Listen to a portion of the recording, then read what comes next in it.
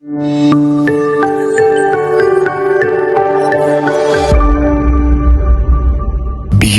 the newsroom, where untold story is revealed. Senyonyi kyentandikirako ye kiki waliwo omubaka wa parliament opposition alina office ze ziri awo ku Jinja Road yawa abavubuka ssente n'abagamba batandika ku blackmailing okukola obwo byonna bye bakola opposition very big man in opposition member of parliament. Owuliriza ebigambo ebyogerwa ku mitimbagano ebimu biraga abantu abakoowedda ng'eryo lyerimu ku makubo ge bayitamu okugezaako okukakkanya ebyo ebimu ku bibalya munda.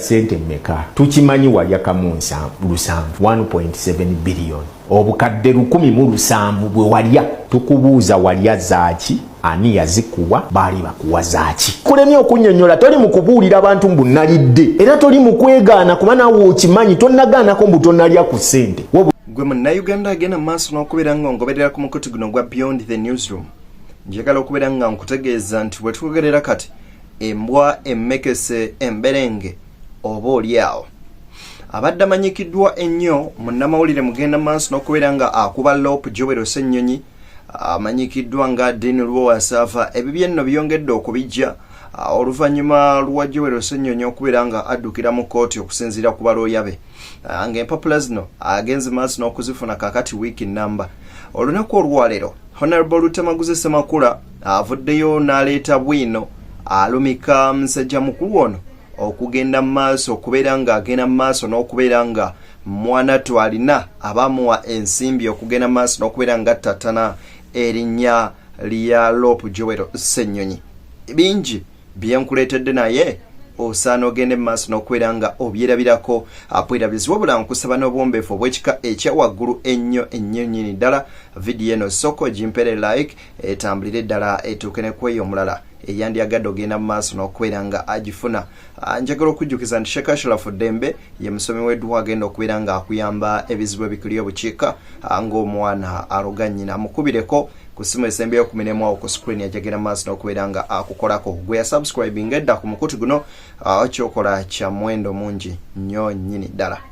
Ssenyonyi kyentandikirako ye kiki waliwo omubaka wa parliament opposition alina office ze ziri awo ku Jinja Road yawa abavubuka ssente n'abagamba batandika ku blackmailing okukola obwo byonna bye bakola opposition very big man in opposition member of parliament awa abasajja be ssente he pays them buli week bakusasula emitwalo 25 bw'obeera ne account ku Facebook ne ku Twitter zisukka mu 100 so kati okuvuma mulimu ku Facebook ku social media okuvuma mulimu era ekikye kasita ye Joel Ssenyonyi bamuyita parliament ya Bungereza yamuyita nti nalina okugenda ayogereko gye bali bwenkinsandise n'ekyo kyempaako ng'example nti Joel Ssenyonyi the leader of opposition in Uganda parliament ya Bungereza nekola history negamba oyo tumuyise tugenda muwa 4 hours I think it is going to be in October tumuwa n'atandika okugira omukulu omu mu government bino byenjogera byange n'akiteekamu 5 billions okutanishinga erinnya lya Joel Ssenyonyi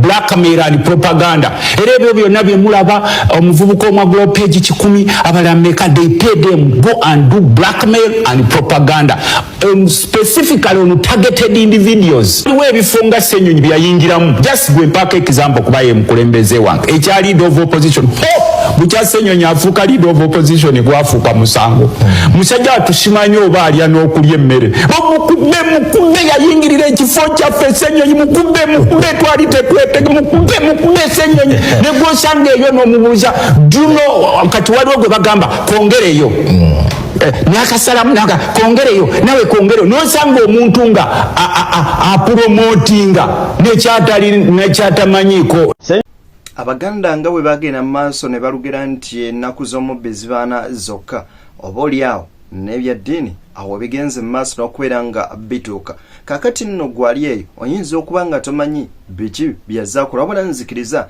ngende mu maaso n'okubeera nga nkuwa akatambi kano owulirize ebigambo bya ddiini Lwowasava.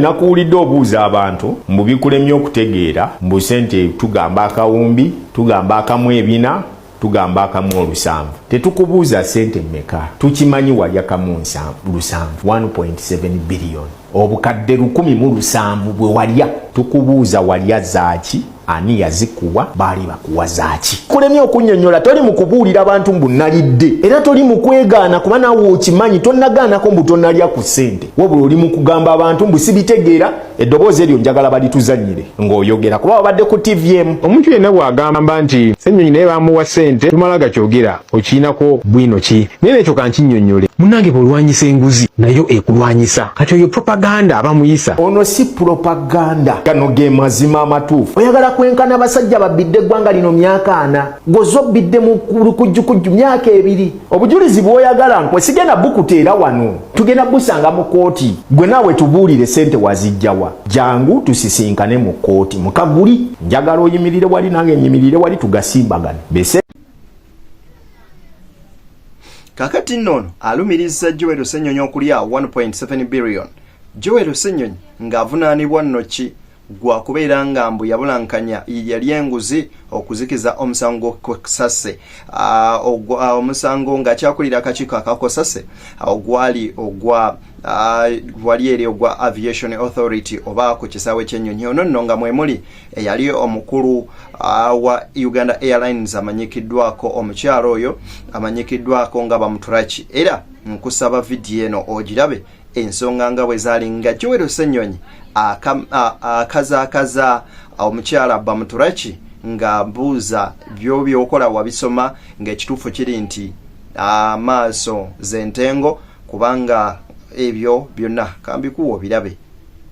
Uganda Airlines is a flagship project for our country, and a number of Ugandans were excited about it. But there has been too many challenges, you know. In the first year, you made a loss of 102 billion.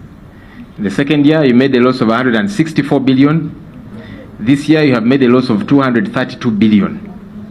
Now, of course, there are several challenges that have occurred along the way, but we are trying to connect the dots and be sure, do we have the right people running Uganda Airlines?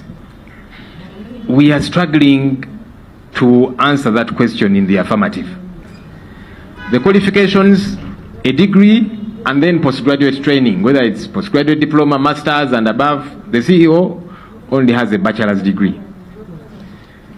Today we ask for the transcript for the bachelor's degree. It does not exist. We wanted your academic documents. Did you carry them? I did, sir. Let me have them.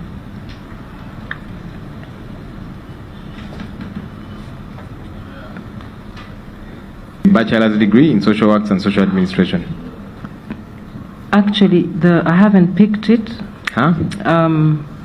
Because they couldn't find it.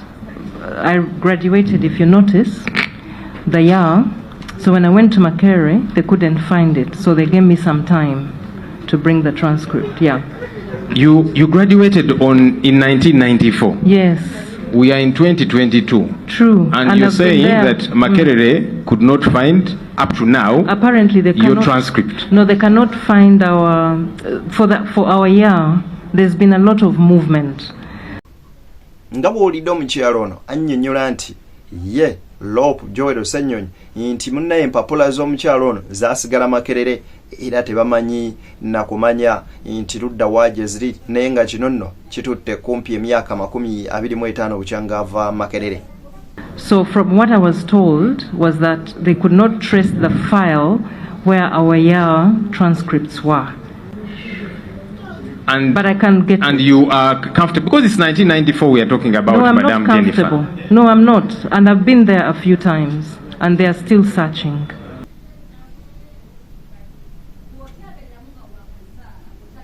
Kakati nno lawyer amanyikiddwa nga Lwimbazi ono n'avuddeyo n'ategeeza n'agamba bannayuganda nti ekituufu kiri nti tukyali mu mbeera bweti naye abantu bagenda kubeera nga beekyawa bave ku social media batandike n'okubeera nga babalumba oba oliawo eyo gye mugenda mu maaso n'okubeera nga muwangaalira mu abagenzi mu maaso n'okubeera nga mubateeka mu mbeera embi. Ono avumiridde ekikolwa ekyakoleddwa omuvubuka eyagenze mu maaso n'okubeera nga asibwa emyaka 6 ng'ono nno yavuddeyo n'aweebuula omukulembeze w'eggwanga lino Yoweri Museveni nti buhabulwa kw'oteeka mukyala we Janet Kataha Museveni ne famire ye n'agamba nti ekyo nno si kyekikolwa ekirungi abantu bofuze emyaka 40 mirambirira bwe baba batuuse ku Serikowa nti bannayuganda abo bali awo mu maaso ko bandituuka okwata ku mmondo.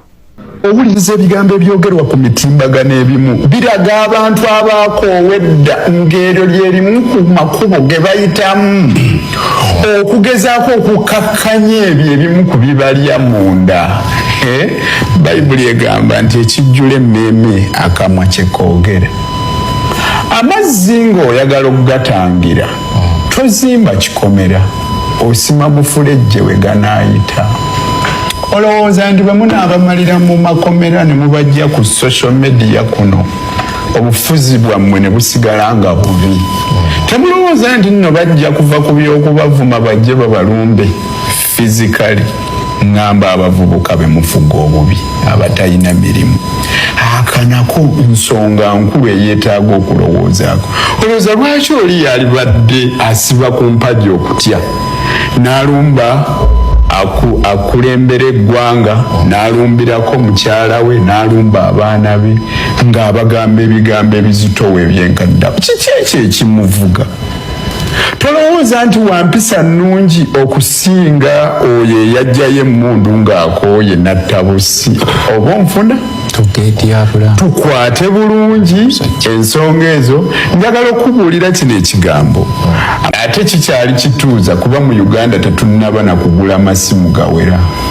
Gwolowooza nsi nnyingi ezirina omukulembeze omu nga naye agenda kuweza emyaka 4 decades ng'omu yafuga nga agenda kuweza half a century bw'aba nga afunye ebisanja ebirala bimeka amba tanalowooza koowa. Olaba oli atuuka n'akoowa n'ekifaananyi kya Yesu n'agamba naye kati twagalamu ekya bbulaaka muko.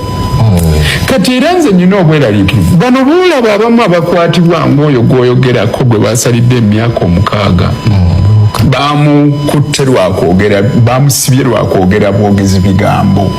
Ebyo nno nga tubitadde ku mabbali, omubaka Lutamaguzi Ssemakula ono nno naye avuddeyo n'ategeeza nti bannayuganda tubaaniriza bwe muba musazeewo okugenda maaso n'okubeera nga mwekalakaasa ng'ennaku z'omwezi 23.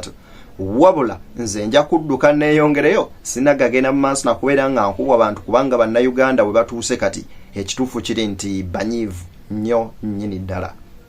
Abavubuka bano nga beekyanga nti bajja kujja ku palamenti nga 23 naga njagira neogomako kuba omuvubuka ayinza okunkubirawo ekikonde ekyobwereere ng'ate fe omubaka palamenti bakukuba n'ozaayo bagamba olabye ababaka kati bakuba abalonzi baabwe kakati kyemina okukola nina okweyogoma. So emitimbagano mirungi era tuyagala bagikozese. Kyensaba abakulu mu gavumenti temukikozesa kubanga kati batandise okikozesa okukwata ab'opposition naddala. Oyo gundi mukwate. Yes, fena tetusobola kukola birungi, tetusobola kuwandiika birungi, tetusobola kwogera birungi. Naffe tubagambye tuli eno side eno batusalamu obutambi n'obwedda ne babuyunga ne batujolonga ne batukola ebitagambika, but still tulina okusomesa abantu baffe nti tusobola okukozesa emitimbagano gino bulungi. Nze waliwo ekyenko ekisembayo kati Lutamaguzi Ssemakula wuuno akunnyonnyola butya bwe bagenze mu maaso n'okubeera nga baluka olukwe ne baani abali mu ddiiru y'okubeera nga bavumaganya erinnya lya Lope Joel Ssenyonyi era nkusaba obirabe. Joel Ssenyonyi njagala mubuli ebintu ebimu bino abadde tabimanyi. Abakuwandiikako kati okuwandiikako blackmail ne propaganda mulimu. Okuwandiika ku Joel Ssenyonyi leader of opposition or national unity platform okumuwandiikako blackmail ne propaganda oba ebibozibozi mulimu. Era office emu ekulibwa omusajja wa opposition eri awo ku Jinja Road. Omusajja omu opposition ali mu parliament yalina office awo ku Jinja Road yawa abavubuka be gendo basoma amanya omuvubuka omu babeera ne page nga 10. Joko okuba ne page nyingi omusala goje gwenkana okuba omungi. So njagala kikugamba don't waste your time. Omunabo omulala gwe bakolagana nayo WNRM office eri wali Kyambogo era we basharinga okukukuba Ssebo Ssenyonyi okuvuma okuwanda ebigambo n'okuteekako omunyago gwabwe gwe bakuteekako mulimu. Ate oba obadde tokimanyi kiro kanki kugambe kuba nsubira oba obadde tokimanyi nze nga atambula.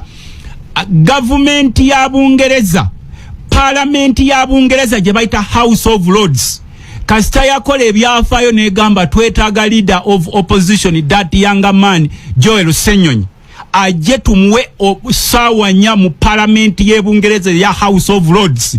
Omusajja omukulu wano yakutaddeko bilioni 5. Bino mwemba singa temunabimanya nze ndi wa Wiso. Oba Wiso omumanyi? Wiso chechi. Underground Intelligence Security Officer. Akali Ssenyonyi bw'obanga tokimanyi noonyaako nnaku zino mbadde nkunoonyaako atuli bize.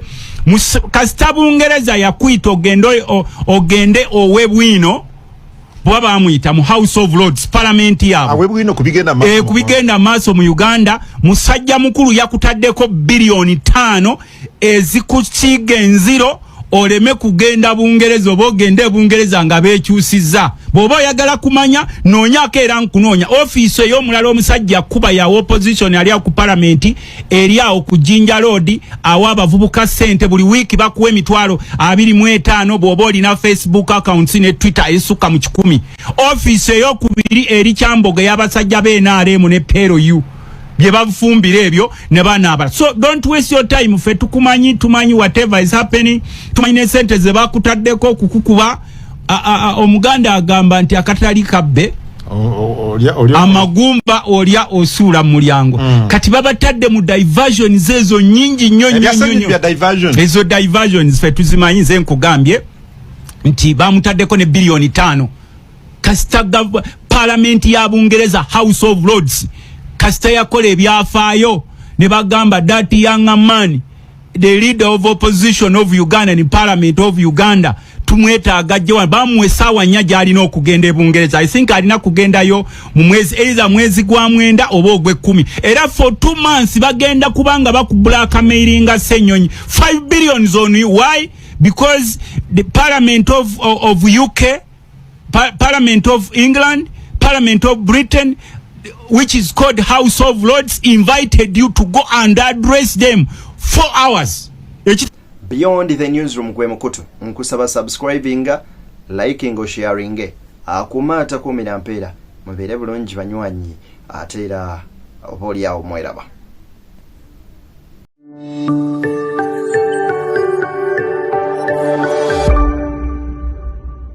Beyond the Newsroom, where untold story is revealed.